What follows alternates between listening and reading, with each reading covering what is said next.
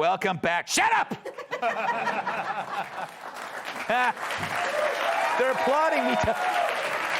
People. That's so mean. It is mean. There's a babbling old man at large who doesn't know who's in charge.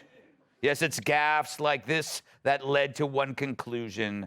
Biden lives in the land of confusion. Been an odd few days for President Biden, even for him. And no, he doesn't have COVID for the 14th time. The virus prefers living hosts. But at least he knows who the president is, right? It was also Kamala's birthday. She turned 30. And happy birthday to a great president. So what? So he keeps calling Kamala the president. Maybe they're just role-playing. Ew. Ew. I know. But it's not like he's spaced out when asked if his wife supports him running for re-election. I have not made that formal decision, but it's my intention. My intention to run again. And we have time to make that decision. Dr. Biden is for it. Mr. President. Oh. Dr. Biden thinks that, my wife thinks that, that we're doing something very important. You know, if that was a concussion test, he definitely failed. Joe's brain right now, the scans look like an Etch-a-Sketch.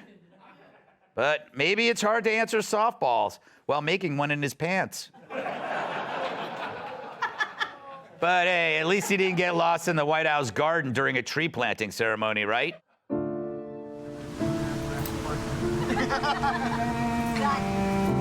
Thank you, guys.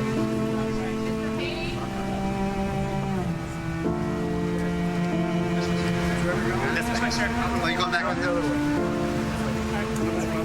You can go that way. If that was a cornfield maze, we'd never see him again. Too bad Dr. Jill's not a botanist. I think her husband has Dutch elm disease. Someone please replace the nuclear football with a briefcase full of ping pong balls. But how does his staff keep letting this happen? It's like they're letting him wander on purpose. Help the poor guy out. Maybe if they flash a light, he'll walk toward it. Then again, maybe there's only so much they can do. Take this, for example. During a White House event taped last week, Biden claimed that his student loan bailout was passed by a vote. If you don't have one of those loans, you just get 10,000 written off. It's passed. I got it passed by a vote or two, and it's in effect. Wow, it sounds like Cat Tiff. No one voted on it. It was an executive order. He doesn't seem to know what he's signing. Maybe they told him it was for free government pudding. This guy's running for president again? God help us. Anything to add, Joe? No. Look, I know what's going on. I'm sharp as a tack, Jack.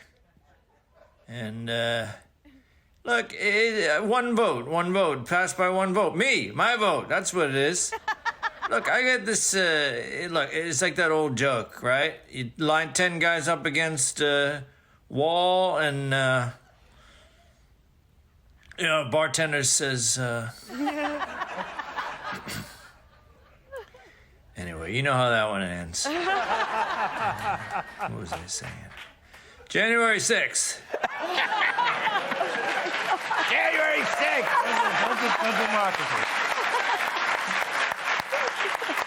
Rob, what is up with his staff? Like, they see this, and yet after every speech or ceremony or whatever, they just let him wander. Why don't they have a plan? Well, I mean, at least it's not Easter, because then they had the staff member dress up as the Easter bunny to sort of direct him around. Joe Biden, he's just so old and just so out of it. He's so old that I heard he sniffed a child that was actually above 13 years old. I heard he is so old, he actually read the teleprompter correctly. So it's outrageous. We really need to stop electing 130-year-old corpses as president. Yeah. 81 million people, those 81 million people, they really need to think about that next time. Yeah, it's true. Iris,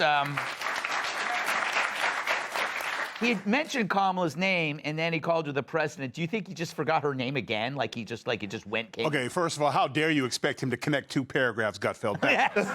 Okay, he was clearly talking about two different things. Yeah. But we got to stop calling this gaffes. Yeah. This isn't gaffes. This is every day. Yeah. This is normal. When he says something that makes sense, we got to call that gaff. Yeah. Okay?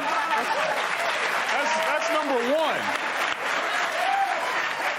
And number two, the reason why no one's helping him, because you're going to get that, I can do it myself. Oh, yeah. Get off me. Yeah. Where am I? So that's why they're not helping him. Plus, if they're anything like me, security, we got a sense of humor. So they probably don't tip well. Yeah. So let his ass wander off. You know, I think that's a reflection. That's how well you know your Secret Service and your bodyguards like you when they let your ass do that all the time. Exactly. The new guy's going to help. No, just let it go. Let it unfold. Trust me, it'll be great. Kat, what about, he didn't sound well.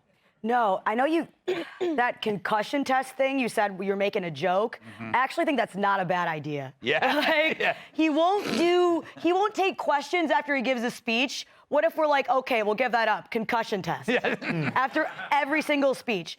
I think it's sad to have to suggest that, but what's even more sad is there's no way they'd allow that to happen. Yeah.